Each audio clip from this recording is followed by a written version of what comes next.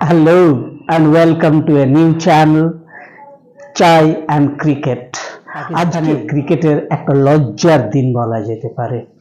Champions ট্রফিতে পরাজয়ের পর পাকিস্তানিরা ভেবেছিল যে তারা ঘুরে দাঁড়াবে এই নিউজিল্যান্ড সিরিজে, কিন্তু না, তাদের সেই আশায় তাদের সেই গুড়ে বালি পড়ে গেল বলা যেতে পারে।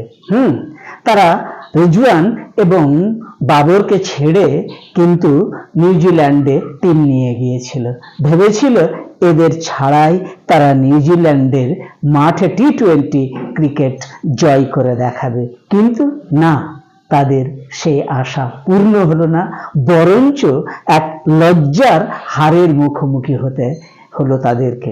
কি বন্ধুরা, আজকের এই ক্রিকেট সংক্রান্ত বিশ্লেষণে আমি নিউজিল্যান্ডে যে পাকিস্তানের সিরিজ হচ্ছে টি-20 ম্যাচ, প্রথম সেট টি-20 ম্যাচ নিয়ে কিন্তু আলোচনা করছি।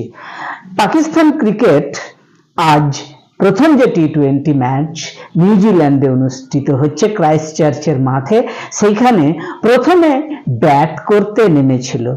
18.4 ওভার ব্যাট করে মাত্র 91 রানে সমস্ত ব্যাটসম্যান আউট হয়ে যায়। বলা যেতে পারে এক লজ্জার রেকর্ড পাকিস্তানি ক্রিকেটারদের মুখোমুখি হতে হলো, পাকিস্তান ক্রিকেটকে মুখোমুখি হতে হলো। এবং এই যে ম্যাচ, এই ম্যাচে তাদের যে ওপেনার দ্বয় অর্থাৎ খেলতে নেমেছিল মোহাম্মদ হারিস এবং হাসান নওয়াজ, দুজনেই বিগ ডাক, বেশ বড় সড়ো রসগোল্লা প্রথমেই পেয়েছে, অর্থাৎ দুজনেই কোনো রান না করে নিউজিল্যান্ডের বোলারদের কাছে আত্মসমর্পণ করেছে।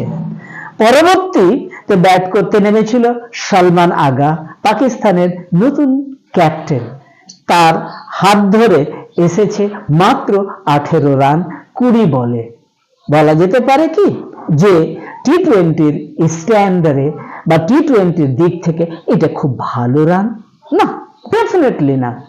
আর যে দুজন ব্যাটসম্যান 2 রানের ঘরে পৌঁছেছে, তাদের অন্যতম ছিল খুশদিল রান করেছে 30 বলে 32 রান করে আউট হয়েছে। আর জাহান দাদ খান 17 বলে 17 রান করেছে। বাকি ব্যাটসম্যানদের রানের যদি হিসেব করা যায় তাহলে এই তিনজন বাদে সেটা হলো 0, 0, 1, 3, 7, 1, 2, অনেকটা মোবাইলের নাম্বারের মতো বলে মনে হচ্ছে না?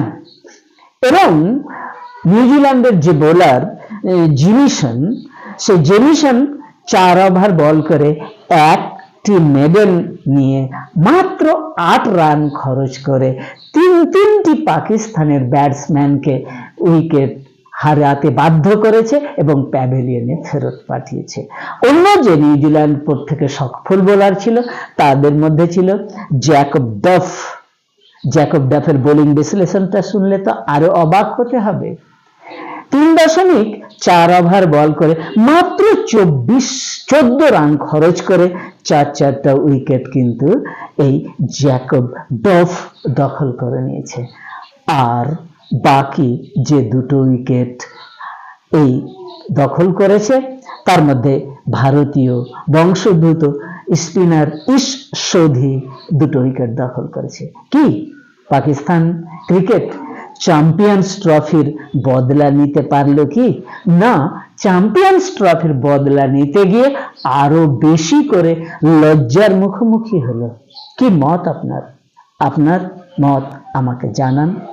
আমি এই চ্যানেলে ক্রিকেট সংক্রান্ত বিষয় নিয়ে আলোচনা করব, ক্রিকেটের বিভিন্ন দিক নিয়ে আলোচনা করব। সঙ্গে থাকবেন, ভালো লাগলে অবশ্যই সাবস্ক্রাইব করবেন আর সঙ্গে সঙ্গে লাইক এবং কমেন্ট দিবেন। পাকিস্তানের ক্রিকেটের লজ্জার দিন আরো আসছে, আগামীতে অপেক্ষা করুন। পাকিস্তান ক্রিকেট আগামী দিনে বাংলাদেশ আফগানিস্তানের চাইতেও কিন্তু পিছিয়ে পড়তে বাধ্য হবে।